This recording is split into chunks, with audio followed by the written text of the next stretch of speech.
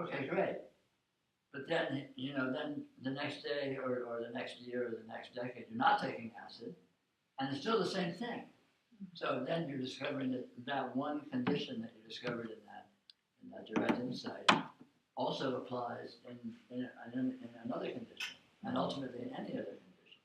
So you basically are discovering self-verifyingly the objective condition of the common denominator of actuality. Actuality is itself, and everything that is actual is exactly that. So it's sort of like when you're buttering toast. First, you put a pat of butter on the toast, and then you smear it all around.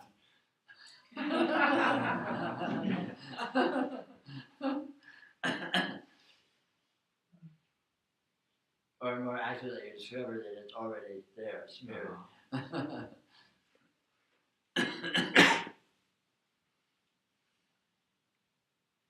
Did we work? I tried everything. No. I failed. It feels so good. Now you get all the emails. What's going on? Already happened. Yeah, right. Annie. So it's not recording. Is there another way of doing this? No, there's not a concern. I was just making. Being recorded all over the place, so. This is recording. Yeah, of course. So I've heard some teachers say something like, I know you won't like this terminology, but like one consciousness, 7 billion minds, or something like that. Or you sometimes talk about bubbles of experience or something like that. How would you describe this seeming? I have a bubble experience. It seems you have a bubble experience. So You have a bubble experience. Oh, great. That's the sole fact. Okay. End of story. Complete. Everything. Sorry, guys. There is no other reality. As far as you're concerned. Yeah, I can see that. Yeah, but you can't see anything other than that. Right. So anything other than that is just a fantasy occurring within that one bubble of experience.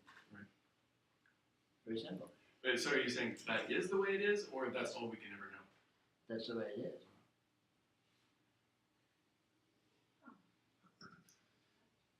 But we act as if,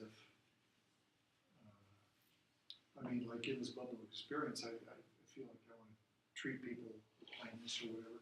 Maybe if I thought of it as a dream, I'd go, who cares? It's like a drama. It's like.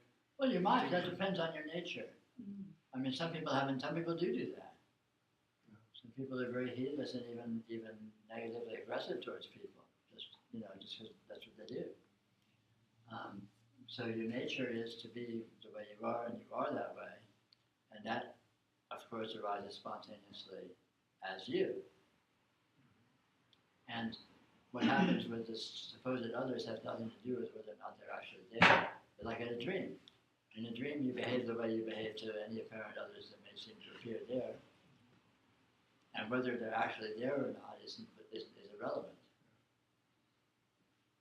But what you're talking about is not like solipsism, right? Or words. Like there's only one person in this whole entire universe, and that's me.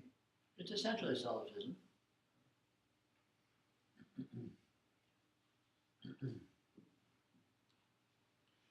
That sounds like, most people say, well, that's somebody who's got a big ego problem. He thinks he's everything. Well, it's not that you're everything, it's that everything is you. It's not a matter of your ego. Your ego is just a little part, it's being done by everything. But there's no demarcation between the everything that's doing you and the you that's being done. So it's kind of like Hawaii. Hawaii looks like it's this autonomous separate island, but Hawaii is actually an outgrowth of the seabed, which is an outgrowth of the whole Earth. So when you're looking at the island of Hawaii, you're actually looking at the whole of Earth. So when you look at yourself, you're actually looking at the entirety of reality, because you are an outgrowth of that, or expression of that. And it's continuous, it's inclusive. There's no demarcation between you're here and reality's here, and there's some mode or break in the system.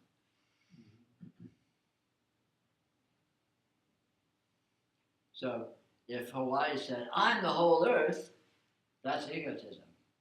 Yeah. But the fact that the whole of Earth is Hawaii is simply objective truth.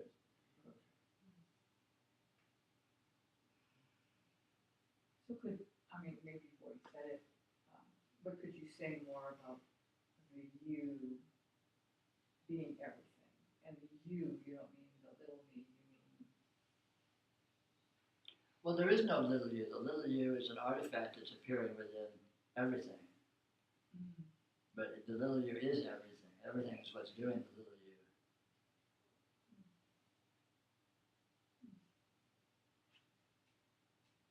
Look at it this way. Let's look at it very mechanistically and materialistically. So you are an outgrowth of the biosphere. You wouldn't exist if there wasn't life on Earth, if there wasn't an atmosphere, if there weren't all these life forms that, you know, evolved or mutated sufficiently to the point where human life came into existence, and that evolved and mutated sufficiently so that your parents came into existence and they bred, and now here you are. So you're an outgrowth of all that. You're not a separate. You can't find a point where you were cut off from that. You can't find it. So your parents' genetic cells met, and that formed you. But if you follow that line back, it goes. You're you when before the cells had met, and you're you before your parents existed, and their parents' genetic cells hadn't met, and so on and so forth. So there's this entire vast system of the whole biosphere of life. And we can take it even farther. It goes out to the solar system and the galaxy, and we get back to the Big Bang. So there's this one system, and you are an outgrowth of that, and it's all a continuous thing. There's no point where there's a demarcation or a break. and you being not the Nancy person you're talking about, you. But there's no difference. So why draw a distinction? Since you are an outgrowth of the biosphere, when I talk to you, I'm talking to the biosphere. So why draw a distinction between you and the biosphere? Well, I was drawing a difference between the you and the Nancy person. But you're saying Which person? the Nancy person. Yeah, but still, you're drawing distinctions, and there's only continuity. You can look at your waking. Let's call it your waking mind and your sleeping mind. When you're in deep sleep, Okay. you know, when you go to sleep at night, you know, your conscious personality essentially disappears. But it doesn't. It's not like it stops and something else starts. It morphs and merges into another mode of the same thing, which looks completely different in its superficial aspects, but is a continuum of being with your conscious mind, for example, in this instance. So there's no you that is where your sleeping self is something else. That's you too, but it's not Nancy you. It's sleeping you. And then when you die, Nancy you and sleeping you merge into something else, which is your dead you.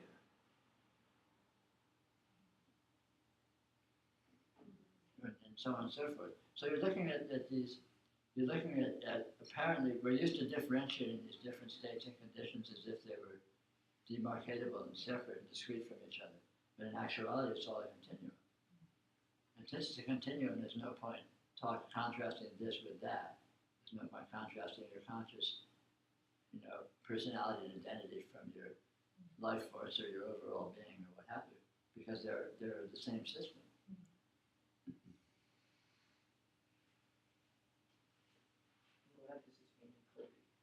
But the different aspects of the system can have vastly different, grossly different superficial aspects of what they look like and what their texture seems to be, which adds to the confusion, to the possible confusion of trying to make sense of it and interpret it.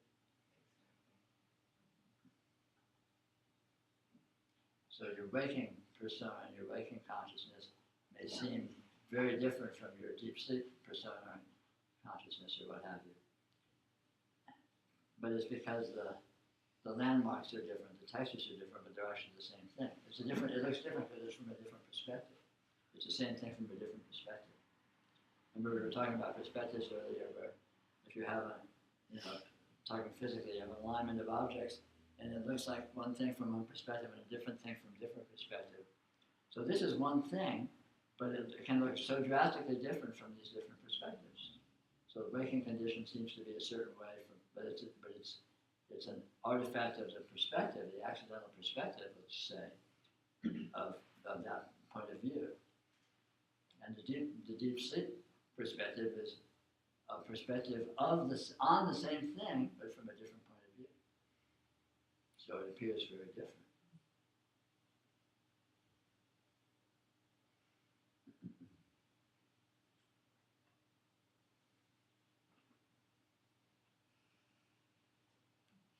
I've been trying to figure out exactly how to frame this question, and I don't know that it's a question, but I think I think I've spent most of my life walking along, trying to problem solve various things, everything, by taking action, by taking some sort of direct action. Talking, arguing, working hard, practicing, right. And what I'm getting out of this teaching and a lot of the stuff that I've read is that none of that really has much in the way of intrinsic meaning. The practice, the problem solving. It's not that it doesn't have intrinsic meaning, it just doesn't have the intrinsic meaning you think it has. Yeah, exactly. And doesn't it really boil down to the fact that, basically what I know is absolutely nothing. Yes. What I know is absolutely nothing. Right. Right? Okay. Yeah. So you've got it all wrong. So what I want to do is try and start living that way. Right. You've always been living that way. Well, yeah. But the basic realization that I don't know shit about anything, period, isn't that kind of it? Yeah. What's it feel like? What does it feel like? It feels, it feels good. It feels liberating when I remember that. And when you forget it, you still don't know shit. Well, yeah. But then when I forget it, then I fall back on that, sort of hard applications, problem solving, arguing, and practicing, and But all of that isn't really that. Whether or not you remember that, whether or not you're noticing that. Yeah. So you aren't actually losing anything by forgetting, even if you can seem to be or think you are. Is that accurate? Because it seems to me that when I lose sight of that, then I suffer more. Yeah, because you're not taking advantage of the intrinsic perspective, the joy of the intrinsic perspective. In other words, you're not getting the joke, you're being the brunt of the joke. Right. But it's all a joke. So you may as well get the joke and then you can laugh as opposed to being pissed off that you're the brunt. Yeah, or worrying, or arguing, and that. There's so much of that going on out there right now. Thanks. I mean, all of this, this yoga, this exploration, the fruit of it, is something that you have the opportunity and the option, to the extent you do, of taking advantage of it. Pretty much. It's like a loophole that, in point of fact, you can take advantage of this loophole. You don't have to take advantage of the loophole. No one's making you. If you do, there's a lot of really nice perks. And if you don't, then the perks aren't there. The consolation is you don't actually lose anything if you don't. But on the other hand, if you do, you get to laugh a lot. Yeah, and what I'm getting out of that is that you can take advantage of that loophole kind of at any given moment. Yeah, right? absolutely. Yeah. It requires no process or no precedent. Oh, no, I like that. No process. Yeah. No process, no precedent. This instantaneous seeing that, what the fuck? Right. Just plain, what the fuck is this? Yeah, I lose sight of that for big chunks of time. That's very common, obviously. Well, yeah, you mentioned something a little earlier though about the ultimate being when you can see that all the time. And Well, it's the ultimate even when you can't see it. But again, it's the loophole that there is actually this option of potentially you can see it, and then you get the laughter becomes good. okay, so for me to enter into this, and it's like the big catch-22 for me to enter into this fantasy that I'm gonna be able to notice constantly, 24 hours a day. Oh no, it's simpler than that. You notice that you're already noticing constantly. I'm sure and then you don't need to do it. I'm sure it's simpler than that. It has to be. So when you think there's some noticing and not noticing, that's just another way of beating yourself up. Yeah, right. There's no such thing as not noticing. Oh, talk And noticing is noticing that there's no such thing as not noticing. and on and on. Well, just that actually. Well, say more about the, there's never not noticing. Yeah, noticing is experience. So when, if somebody's caught up, Listen, actuality is noticing itself as your experience. That's what your experience is. What's seeing through your eyes? What's seeing your experience? That's actuality. That's the absolute. What is it seeing? Actuality, the absolute. So that's what's happening here. That is the noticing. The noticing is the absolute noticing itself. But isn't the sensitivity training you were talking about earlier an even deeper level of noticing? No, it's not deeper. It's letting yourself notice that noticing is always the case, and noticing is always infinitely deep. In fact, it's the depth of noticing that causes all the problems. Because actuality notices itself and notices that it's infinite, non-resolvable, and then it's off and running. Because what do you do with infinite, non-resolvable? Well, whatever you do, this. There it is. There's infinite, non-resolvable. And yet it's no more than that. It never was more than that. And so the noticing is, by its very nature, proliferates unending question marks and no answers. So noticing is what causes all the problems, and noticing that is the case solves all the problems by noticing there's no answers. Sure, there's all these question marks, but who gives a shit because there's no answers, so there's not really any questions. A question is only an issue or a problem if there would ever be any answer.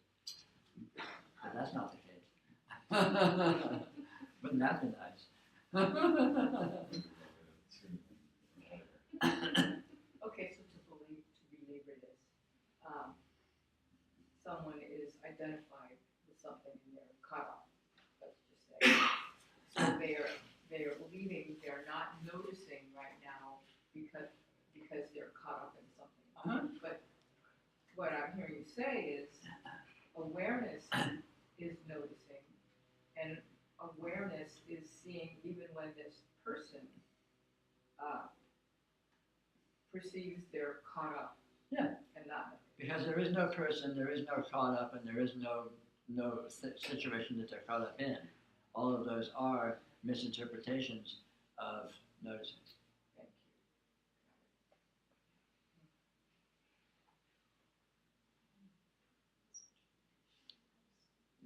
The problems are all basically just a big cock-up. you. A big cock-up. It's just a misinterpretation. Yeah, I'm getting it. This is Saturday. I thought this was supposed to be a yoga meeting. How come we're sitting here talking? Like, my bad. Because I had expectations, and the expectations weren't met, and the whole thing is a fantasy. It's all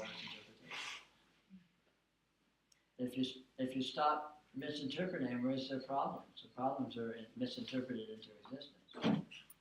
Oh, I'm caught up in such and such. Says who? Prove it. Compared to what?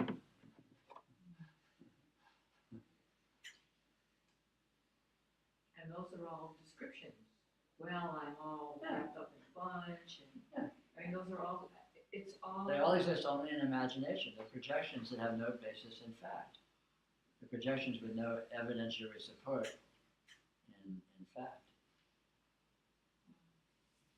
Because in fact, the evidence you can actually get is just this unresolvable weirdness. You can never say what it is and what's happening. So how can you go from unending weirdness that you can't say what's happening to, oh, I've got problems and I'm caught up in this and that and the other. Where did this, that, and the other come from? Where's the evidence for it? They're imagined into existence inaccurately.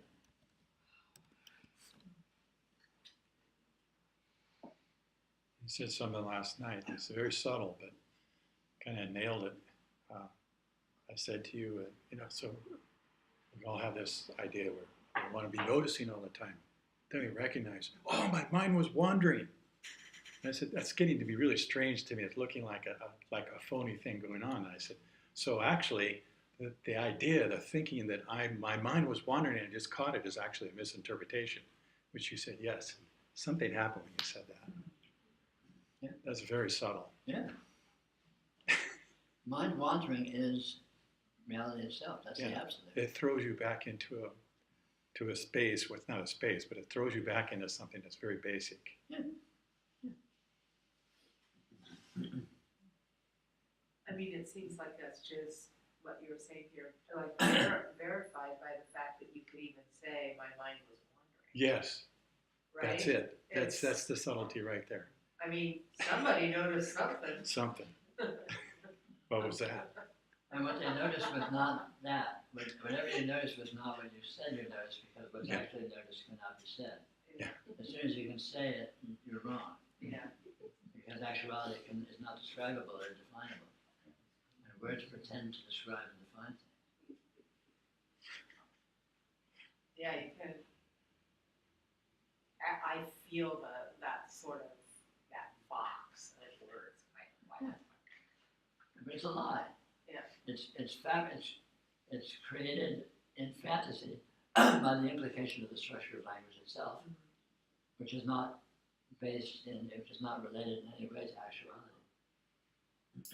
But it's here. Oh, it's certainly It's here. here and it's It's here, but it's not that. yeah. Words aren't words, so words aren't actually limited to the implicit logical structure, which words would imply if they actually were words. Since they aren't words, fortunately, that's not an issue. Yeah, I like what you said earlier about like this is, you do this because it's kind of feels like an art form that you enjoy. I mean, that's one way of putting it.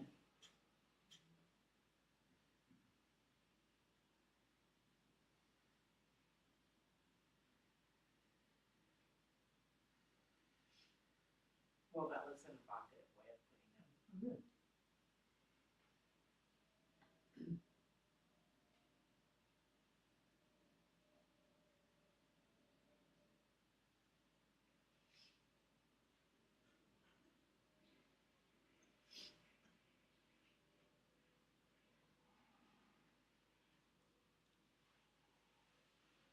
Well, if mind wandering is noticing, everything is noticing all the time, and Yes. there's nothing to get, there's no, That's it. Yeah, That's exactly the so. subtlety. That's it.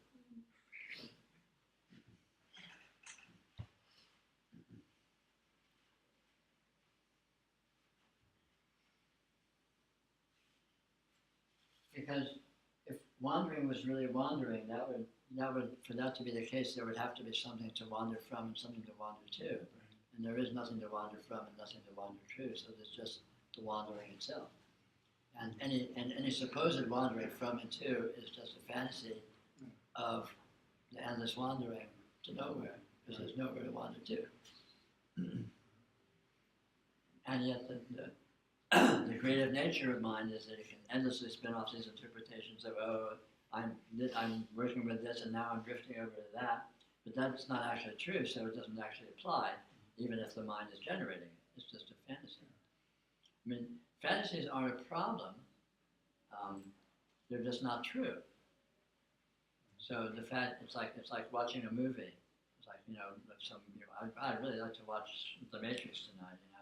It's like So what? It's just a movie. It's not. It's all of this heavy-handed implication, but it's absolutely nothing because it's not. It's not related to anything. It's not actual. It's a fantasy. It's a dream.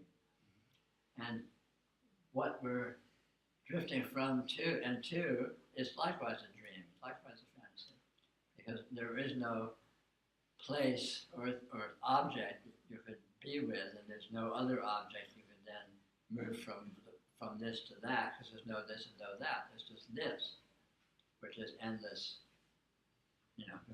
Who knows what.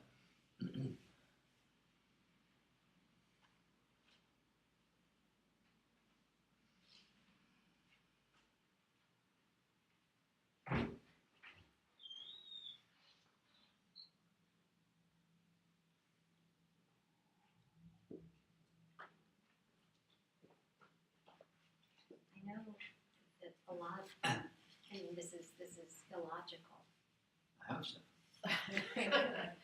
But it seems that logic plays a big part in it, maybe to a certain point or something, because it's what you're talking about seems logical to me. Just because I'm a good liar. There's no logic to be found anywhere. Yeah. But doesn't that, I mean, if there is no logic Right, there's no logic. on one hand, doesn't that imply that there is logic on the other? Well, it may imply it, but implication is just implication. Maybe it's more like this is more and more making sense. That's kind of.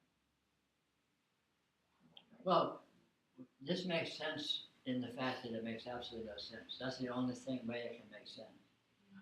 Seeing more and more clearly that it just makes absolutely no sense is when it starts to make sense. But it's not actually making sense because, of course, you're seeing that it makes no sense. Yeah. But that's the only thing. Those things come to make sense.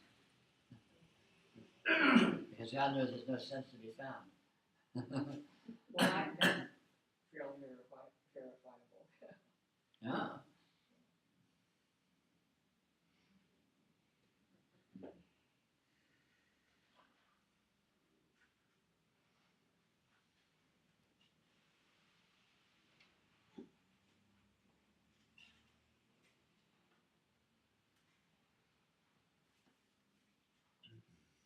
Isn't it all a crapshoot?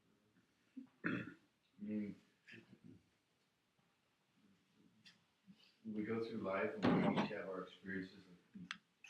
You ran into Tino. I had an experience when I was 18 and was informed by it. And you did the things that you did, and I did the things that I did. And then something happens to you where you're sitting there, and the rest of us are like, I know what you're talking about, and yet I'm still concerned with me, the issues of a person.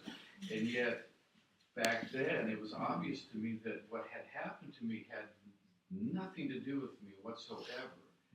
And it sustained itself for a little while, and then it slowly started to become something that I was talking about. It became a memory, as opposed to just a total immersion or whatever, however we could define it. Uh-huh. And so, and here I am, feeling like I have this understanding, and I feel like I have tools at my disposal with Dzogchen and these valuable, beautiful things. And yet there's still this little thing here that is, while I know what you're saying and I understand it, I'm still operating from the perspective of like, oh, it's not like the bubble hasn't popped, if you will, or something like that. And so,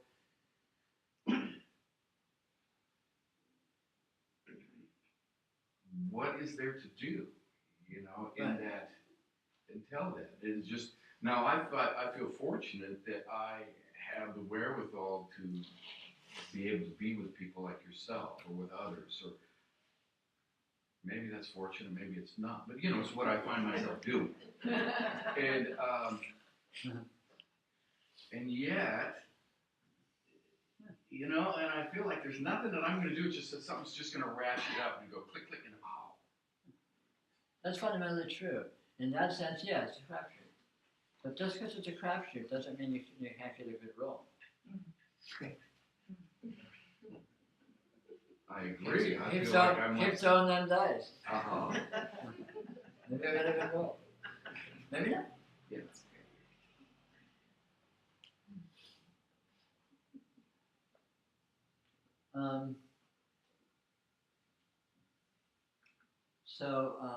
I'm going to break for lunch now. I need to tell you that very unfortunately I have to cut today a little short because I have a relatively early flight, which was the latest flight available.